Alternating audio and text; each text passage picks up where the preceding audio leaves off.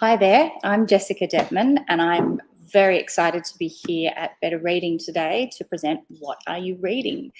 I'm the author of this book, Without Further Ado, which has just been released. It's a romantic comedy about a woman called Willa, who's a romance publisher who's obsessed with the opening scenes of Kenneth Branagh's adaptation of Much Ado About Nothing, which she saw when she was 16, and she's been trying to recreate the feeling it gave her in every aspect of her life ever since.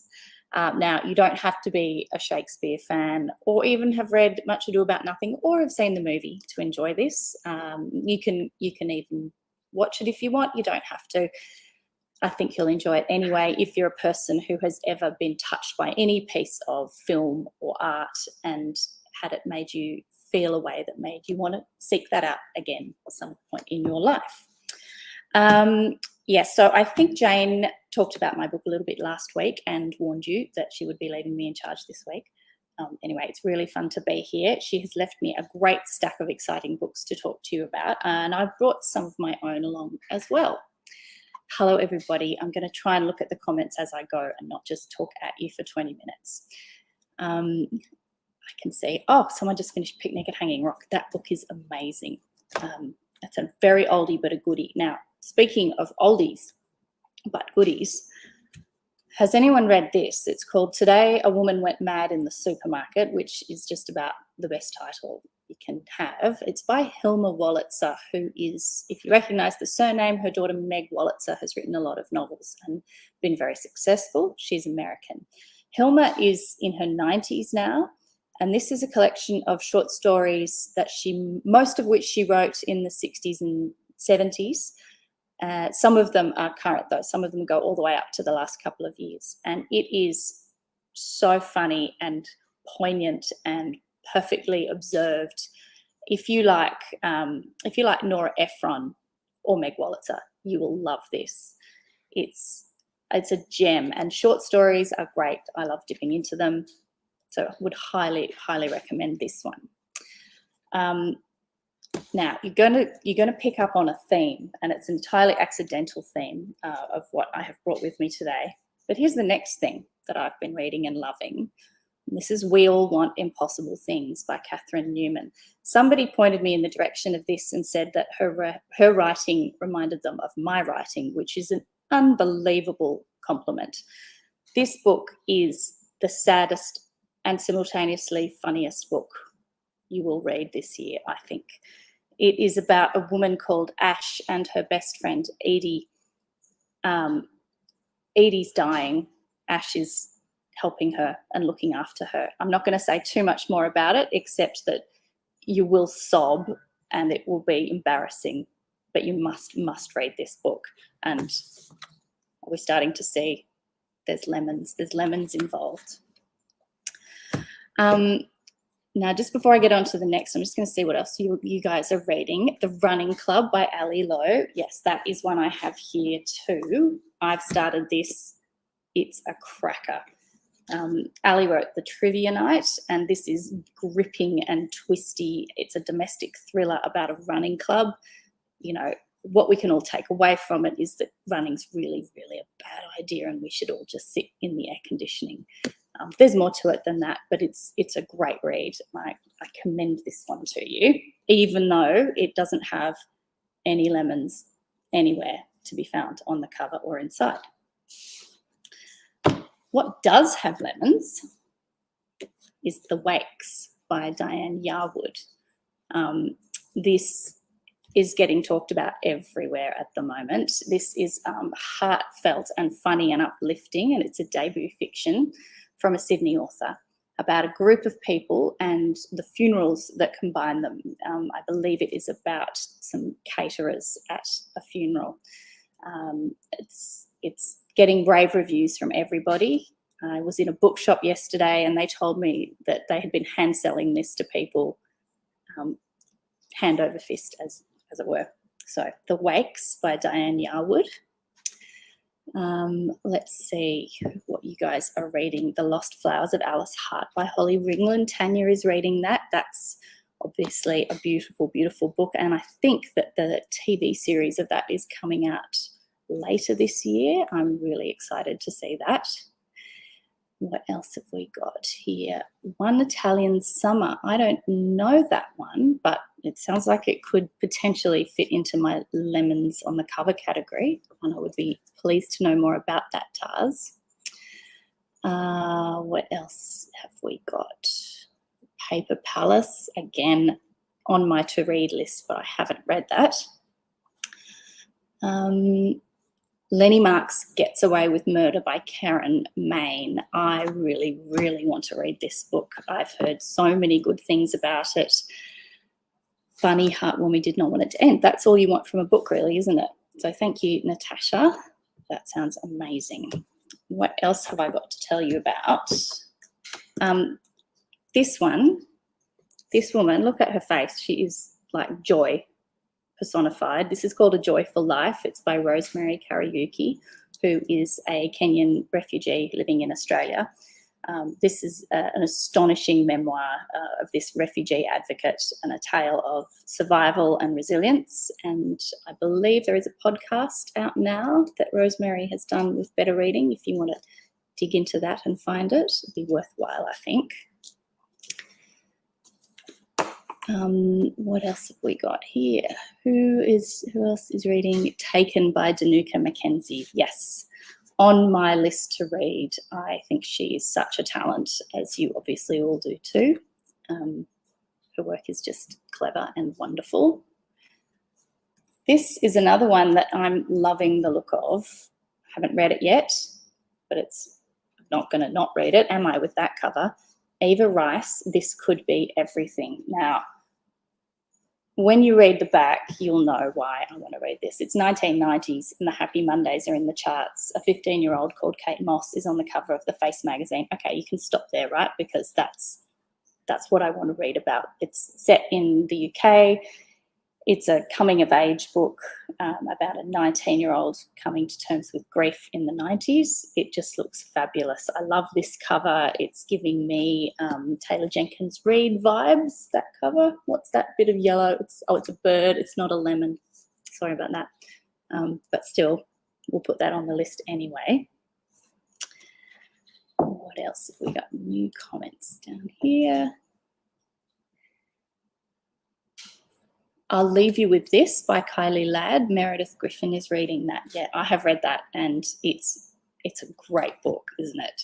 That is a book about, I've got that here actually, I brought that along too. I think that's probably been talked about on here a bit, but it deserves it. This is one of Kylie Ladd's, I don't even know how many of the book. She's written a lot of books and they're all really good, but this one's about 5 sisters, and it deals with the aftermath of organ donation. That's the main theme of the book, and the way one sibling's death breaks apart and brings back together a family. It's a really clever cover too. Look at that. Currently reading and enjoying Tuesday Evening with the Copton Craft Resistance. That's a book I've heard of, and I love those titles, things like that. That sounds wonderful. The Chase by Candice Fox. Yeah, you can't go wrong with Candice Fox, can you? What else do we have here? Stephen A. Smith's book. He's an ESPN reporter. Ooh, tell me more about that, Anthony. What's that one about? ESPN's sport, isn't it? Not that there's anything wrong with that. Claire says she's reading The Girl Who Fell from the Sky by Emma Carey. I have heard of that. Why have I heard of that? And tell me more about it. You're listening to Michelle Obama's The Light We Carry. Yeah, both sound like good choices to me. So what else have I got to show you? This is not the cover of this book. This is an advanced reading copy that I was really lucky to get a look at. This is Duck à l'Orange for Breakfast by Karina May. That's coming out in April. If you want a rom-com that just makes you feel happy, alive, satisfied, it's delicious. If you like books about food, this is one for you. This is about a couple who meet through Tinder and cook their way through a cookbook before they ever meet in person. And it's set in Sydney, and The characters are great. They go to France, so you get a bit of armchair travel in there too. I love this book. I hope you guys like it when it comes out. Karina May is a talent to watch. What else have we got here? Apartment 303 by Kelly Hawkins. Great. Oh, Dark Mode. Hello, Vanessa. I have not started Dark Mode by Ashley Kalajian Blunt because I'm too scared. But I keep hearing, I mean, I know it's amazing and I need to be less of a wuss. So I think I'll do it. I think I'll dive in, and if I'm frightened, I will come and blame you all, especially you, Vanessa. What else have we got that people are reading? Oh, thanks, Anthony. Straight Shooter, Second Chances and First Takes. That's a really good title, and that's a memoir. Yeah, I love a memoir. I love a good memoir. What else have I got in this pile? That's the only memoir we have here today. This one looks great. This is A Routine Infidelity by Elizabeth Coleman. And from the cover, I immediately thought maybe it wasn't set in the present day, but I think it is. But it is written by one of the screenwriters of the Phryne Fisher, Miss Fisher's Murder Mystery and Miss Fisher's Modern Mystery series, which are brilliant. And if anyone's watched them, you'll know how clever and sparkly the writing in that show is. So I think this will be a great one. A Routine Infidelity, which is about a private investigator and an internet catfishing scam. So clearly it is set now.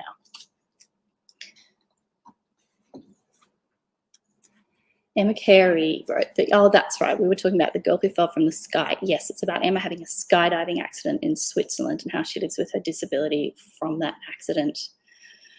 That would be a thought-provoking read. I'm glad you're enjoying that one. Michelle's reading a cheery little book called Sold Out: How Broken Supply Chains, Surging Inflation and Political Instability Will Sink the Global Economy. A feel-good book indeed, by James Rickards. I bet you probably need to read something like this after you've finished that, Michelle. I think that would balance things out a bit. Although, yes, supply chain issues are affecting everything, and not least the publishing industry. So this book, is set in the romance writing world, but in a strange little company. Willa, the main character, works for a family business where she's the only one who is a publisher. The rest of them publish manuals for equipment and machinery. And I have worked in publishing for my whole career, so I have a little insight into it, but I wanted to invent a sort of a fantasy land where she is in charge of everything. That's the megalomaniac in me who wants to imagine that kind of world. But yes, so she works for a family with 4 sons, and the plot of the book mirrors the plot of Much Ado About Nothing up till about halfway through, which is when I take a very different tact from Shakespeare. I'm not saying he made the wrong decision in ending the way he ended his play, but I've chosen a different route, and one which I feel like is a bit more appropriate in today's climate. So yeah, have a read and see what you think. Lee, you're listening to mine now, you're reading mine now and loving it. Oh, that's great. I'm very, very pleased to hear that. One Italian Summer, Taz is reading. Katie's mother has just died and she wants to continue the holiday they had planned to Positano from the US. Quite sad, but you're not far into the book. Right, well, hopefully their Italian summer gets better. Well, yes. So, Anthony, if you do love Much Ado About Nothing, you say love Much Ado About Nothing, lol, you will like this, I think, because it is a love letter as well as being a correction. It's a love letter to that play and to that movie, which I watched at 16. I'm not Willa. I'm not that character, but we do have a fair few things in common, including having watched that movie and become a little bit obsessed with it. And I rewatched it as an adult a couple of years ago during the pandemic when we were just going into lockdown, and it was a real comfort watch that I reached for again. And it's specifically the opening scenes of that movie that really made my heart sing, and that's the feeling I passed on to Willa. It's if you can even just pop onto YouTube and watch those opening scenes. It's when the credits are playing and Emma Thompson is declaiming a poem, and then we see a bunch of men on horses ride up. Doesn't sound like much, but trust me, it could make your heart flutter if you were a 16-year-old or a fairly immature woman in your 40s. Have I covered what everyone is reading? Did I miss anybody? I don't think I did. But I hope you are enjoying what you're reading. What else have I got here to show you? I think, have I covered them all? Almost. Oh no, Pineapple Street by Jenny Jackson. This is one more. This is a new novel, and you can't even see it there. It's fun and witty escapism with a side of social commentary. It's an American book, and it's about 3 different women in upper class New York. Always love a bit of that. It's set in Pineapple Street in Brooklyn Heights, and it's about one woman who was born into money, one who married into it, and one who wants to give it all away. I think that sounds like an absolute cracker. Oh my goodness, and what do you know? We have some citrus fruit on the cover. This is getting really weird. So that is, I think we're almost at half of the books that have got lemons or other citrus on the cover. That's not what they asked me to come here and talk about. Here's a book with no citrus on the cover. This one's got chooks. This is Rachel Mogan Shall I start again and try and say your name properly? Rachel Mogan McIntosh. Rachel Mogan McIntosh's book. How did the French go saying that, Rachel? I wonder.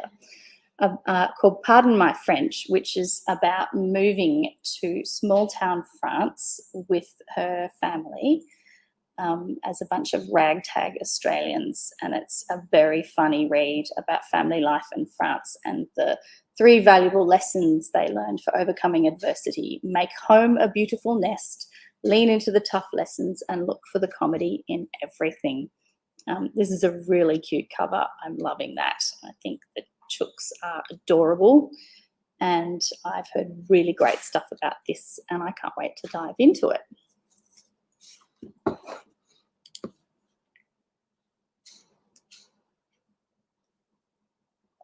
Yes, look, I'm glad that you're looking forward to, without further ado, for your book club, Mary. I think it would be a great book club choice. And in fact, at the end of the book, I'm not going to tell you the ending, don't worry, past the end of the book, there are sample book club questions. So in case your book club actually gets around to discussing the book, which I know not all of them do, they sometimes get waylaid by cheese and gossip. But if you do, there's questions at the end that my editors and I came up with about characters in the book and themes and stuff you might want to talk about, so you don't have to do any work, which is always handy. Malvina is reading Rapture and Death by J.D. Robb, number 4 in a 57-book series. That's so impressive. I presume you started with number 1. And is it a detective? It's got to be, with that number of books. I'd like to know more about Rapture and Death, and do all the other titles connect? I love series like that, where they jump off into a bunch of connecting titles and then realise it's going to go for like 57 books and start to struggle. It's quite fun. Salt and Skin. Laura is reading Salt and Skin by Eliza Henry Jones. I've read this book. It's magical. It's set in the Orkney Islands, and Eliza is just a very, very gifted storyteller. And I think you will love this book if you like a little bit of magic and travel and just reading about somewhere else entirely. It's a beautiful book. Hope you're enjoying it too, Laura. Any more questions? The In Death series. Oh, okay, so this is the Robb series, is a police procedural romance, and they all connect with ongoing characters. That's a lot of fun, instead of having necessarily one that you follow all the way through.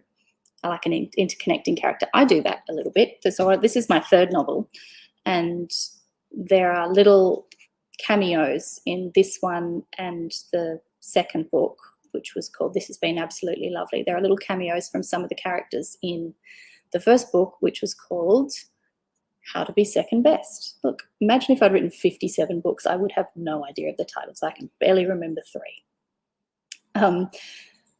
Drew Truslove has just finished Horse by Geraldine Brooks and is now onto Faith, Hope and Carnage by Nick Cave. Yes, I know that, Drew, because you're my husband and those books are on your bedside table, but thanks for joining the chat.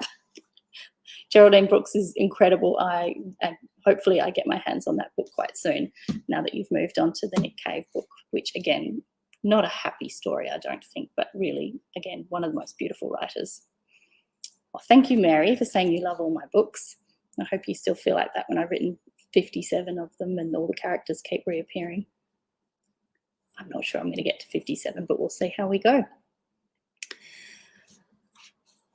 Well, thanks everybody for joining me today on What Are You Reading? It's delightful to be here in the air-conditioned offices of Better Reading, which is much, much cooler than my own home. And happy reading and enjoy all the books, especially the ones with the fruit on the cover.